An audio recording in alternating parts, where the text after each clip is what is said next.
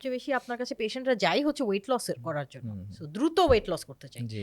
তো এই দ্রুত ওয়েট লস করতে চাই বলে যখন কথা বলে, হুম। তখন আপনার উত্তর কি থাকে? আমি এদেরকে খুব ফানি উত্তরও দেই অনেক সময়। যেমন ধরেন আমি বলি যে ২ দিনের বৈরাগী, হ্যাঁ? মানে এরা যারা দ্রুত ওয়েট লস করতে চায় এরা হুম, করে আমাকে ফলো করলে ধরেন আজকে একজন এসেছিল ৭ কেজি কমেছে ১৬ দিনে, হ্যাঁ? হুম, হুম, হুম। আরেকজন এসেছিল তার ১ মাসে ১৫ কেজি কমেছে। বুঝতে পারছেন? তার ওদের ওদের ওজনও বেশি ১১৪ কেজি একজনের, হ্যাঁ? একজনের ১১৬ কেজি এরকম। তো যাই হোক আর আজকে যিনি এসেছিলেন ওর ওজন ১৩৫ কেজি হুম, আরকি, হ্যাঁ? হুম, হুম, হুম। তো এখন কথা হচ্ছে যে আমি বলি যে consistency is the key right. যে তুমি এমন কিছু করো না যেটা ধরে রাখতে পারবে না। আর স্লো অ্যান্ড স্টেডি তুমি জিতবে। কিন্তু তুমি ধুমধাম করে একটা কিছু করলা, হ্যাঁ, পোস্ট দিলা যে আমি ১ মাসে এত কেজি কমাইছি, ২ মাসে এত কমাইছি, ৩ মাসে এত কমাইছি, ৬ মাসে তুমি শেষ। পৃথিবী থেকে বিদায় নিয়ে চলে গেছো, হ্যাঁ? তো এগুলো আসলে কোনো সিস্টেম না। তো মানুষ কি করে খুব মানে ঢাকঢোল পিটায় আমি এই করছি, সে হুম, করছি, হুম, হুম, হ্যাঁ? হুম। এগুলো ফুটানি করতে ভালোবাসে। কিন্তু এরা আসলে টিকতে পারে না।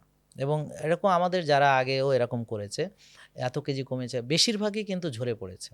আচ্ছা। তা কিন্তু যারা কনসিস্টেন্ট আস্তে আস্তে ওজন কমেছে তাদের অনেকেই এখনো ধরে রাখছে।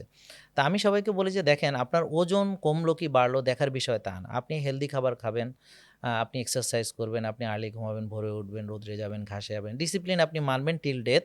এখন ওজন কমলো কি কমলো না সেটা আপনার দেখার বিষয় না।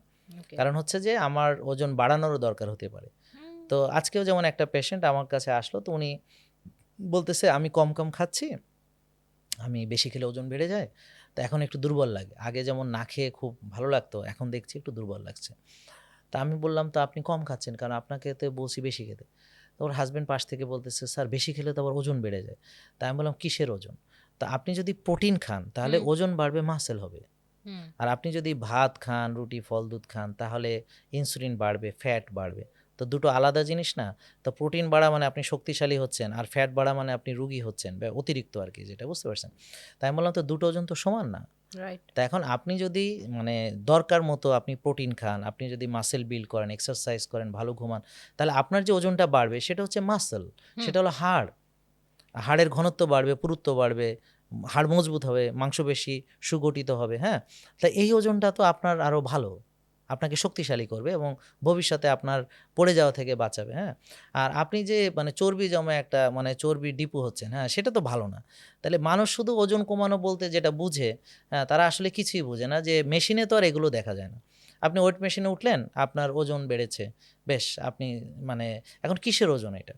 এটা কি মাসল, হ্যাঁ? এটা কি ফ্যাট? এটা তো আমাকে বুঝতে হবে। তো এইজন্য আমরা বলি কি যে আপনি মাসল বিল্ড করতে হবে, হাড় শক্ত করতে হবে আর ফ্যাটকে বার্ন করতে হবে। তা যখন সে রেগুলার এক্সারসাইজ করবে, স্বাস্থ্যকর খাবার খাবে, রোজা রাখবে, রোদরে যাবে, ঘাসে হাঁটবে, আর্লি ঘুমায়, ভোরে উঠবে, তখন তো তার ওজনকে আমার দেখার দরকার নেই। সে ভালো আছে, সুস্থ আছে, এনার্জেটিক আছে। আরেকজন ধরেন ওজন কমাইলো, তার ওজন হয়ে গেল ৫০ কেজি, এখন মাথা ঘুরে পড়ে গেল, হুম, থাকলো বিছানায় শুইয়া, লড়াচড়ার শক্তি নাই, হইল একটা কঙ্কাল। এবং হাসব্যান্ড এসে আমাকে অবজেকশন দেয়, "স্যার আমার এই ওয়াইফ নিয়ে আমি কি করব? তার তো এখন হাড্ডি-গুড্ডি ছাড়া কিছু নেই।" তো এখন ওই ওজন কমানো এটাও তো সে খুব খুশি যে তার ওজন কমেছে, এটা হইল? ক্যান্সার রোগীরও তো ওজন কইমা-টইমা শেষ হয়ে যায়। তো ওটা কি দেখতে ভাল লাগে? হ্যাঁ, টিউবারকুলোসিস রোগী ওজন-টোজন কমে শেষ হয়ে যায়। তারপর আইবিএস এর রোগীর ওজন-টোজন কমে শেষ হয়ে যায়। এরকম there are lot of disease যেগুলোর রাইট। কারণে ওজন কমিয়া-টমিয়া একেবারে কঙ্কাল হয়ে যায়। তো সেটা কি ভালো? তো না। এখন এইজন্যে আমি সবাইকে বলি যে দেখেন ওজন নিয়ে চিন্তা না করে আপনি স্বাস্থ্যকর খাচ্ছেন কিনা, ডিসিপ্লিন ঠিকমতো মানছেন কিনা, আপনার শক্তি আছে কিনা, আপনার এনার্জি আছেন কিনা, আপনি ভালো ঘুমাতে পারছেন কিনা, খেলে হজম হচ্ছে কিনা, আপনি ভালো আছেন, মজা পাচ্ছেন, এটিই তো আপনি এনজয় করবেন।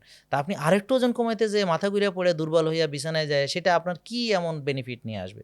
তো এরকম হেলথি আমি ওয়েট এইজন্যে লস। হেলথি ওয়েতে আমার কমাতে হবে এবং আমি উদাহরণ হিসেবে দেখাই যে ধরেন ১১০ কেজি একজনকে ডাকলাম, "ভাই আপনার ডায়াবেটিস আছে?" বলে, "না।" ৪৫ কেজির একজনকে ডাকলাম, "বোন আপনার ডায়াবেটিস আছে?" বলে যে, "হ্যাঁ।" "কত বছর?" "১২ বছর।" তা উনি তো রুগী, উনি ৬ টা ওষুধ খায়। আর যে এই মোটা, ও একটা ওষুধও খায় না। এখন আমরা জানিই না কোন ফ্যাট ভালো, মানে যেমন ধরেন আমরা কি মনে করি, ও মোটা হইছে মানে ভালো না, তাই না? হুম, হুম, হুম। কিন্তু দেখেন এই লোকটা মোটা হলেও ১১০ কেজি ওজন, বাট একটা ওষুধও খায় না। আরেকজন ওর ৫৫ কেজি ওজন একটা পুরুষ, তার রিং পরানো, তার মনে করেন প্রেশার ওষুধ চলতেছে, চর্বি কমানোর ওষুধ চলতেছে, ডায়াবেটিসের ওষুধ চলতেছে, হ্যাঁ? ঘুমের ওষুধ চলতেছে, টেনশনের ওষুধ, গ্যাসের ওষুধ চলতেছে, ব্যথার ওষুধ চলতেছে, বুঝতে পারছেন? মানে ১২-১৪ টা ওষুধই তার চলতেছে, হ্যাঁ?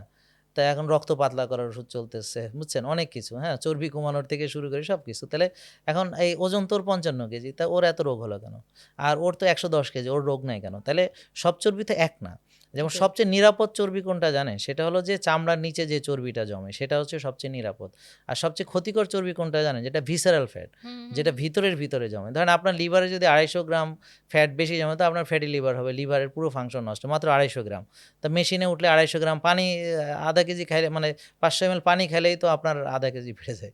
হুম, তা হুম, এখন হুম, এই হুম। বিষয়গুলো মানুষ আসলে বুঝতে চায় না। এইজন্য আমি ঘন্টার পর ঘন্টা এগুলো নিয়ে আলোচনা জি, করি যেন তারা বুঝতে পারে। রাইট। এবং তারা বুঝে যে আসলে ওজন কমানো নয় বরং শক্তি ফিরে পাওয়া, সুস্থতা সবকিছুই আমার দরকার। হ্যাঁ? এবং প্রোডাক্টিভিটি। আপনি ওজন কমায় বিছানায় শুয়ে পড়েন। আরে ভাই আমার তো প্রোডাক্টিভ লাইফ দরকার। আমি সারাদিন কর্মচঞ্চল থাকবো, আমি কাজ করব সবকিছু, হ্যাঁ? আমার ভালো চলবে।